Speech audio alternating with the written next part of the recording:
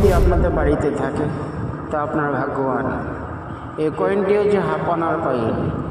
1818 কিংবা 1839 এই কয়েন যদি আপনাদের কাছে থাকে তো আপনারা ভাগ্যবান। বিনা রেজিস্ট্রেশন চার্জে আপনারা নিজের কয়েন নিজে বেছে দিন।